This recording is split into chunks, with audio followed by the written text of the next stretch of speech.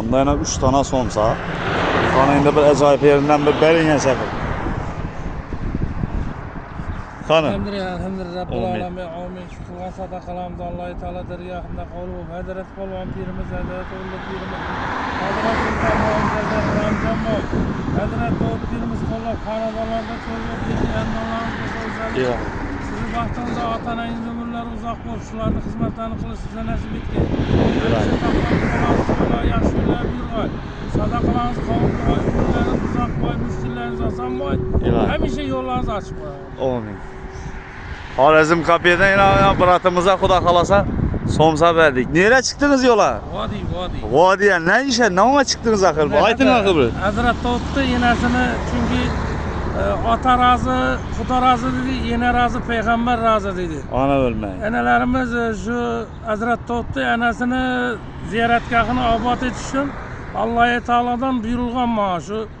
Şu anda Xorazm gücümünü yetişke ruhsat alman 9. ziyaretime çıktım. Ana akıl.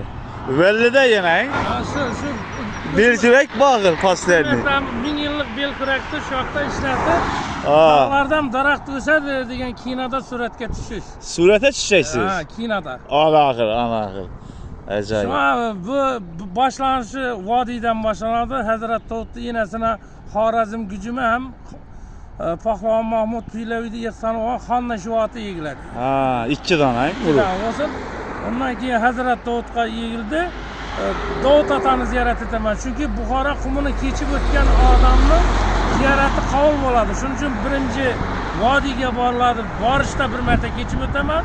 Qaytishda yana bir kechib o'tib, Qo'ng'irotga turib o'tib. Qo'ng'irotga o'tib ketasiz. Qo'ng'irotdagi Davud atani qozoq jangchisi bo'lgan Davud atani ziyorat etib, o'zim Xorazmga qaytaman. Ha, baladiz. Neyse şu Xorazm kafe. Yine kuda kalasa. Ustozim Pahlavon Mahmud Pilevi Yine bunda muxlisleriniz geldi yine. Jangda 2 marta yengilgan, 1 marta Hindistonda, 2-chi marta Xorazmda farzandi bor odamdan yengilgan vaqtda shunday she'r yozgan.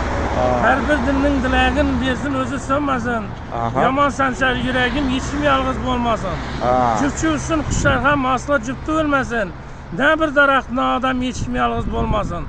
Vaqti kelsa bevaqt sashaga qo'nmasin. Qo'sha qussin vaqt bersin o'zi so'nmasin. Mendan so'ng yechim yolg'iz bo'lmasin deb aytgan ekan ustozim Pahlavon Mahmud Pilevi.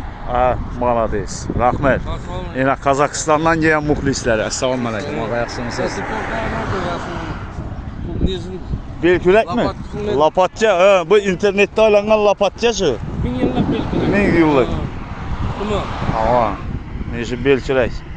Davut atani abad etamiz. Hay? Resim açışı.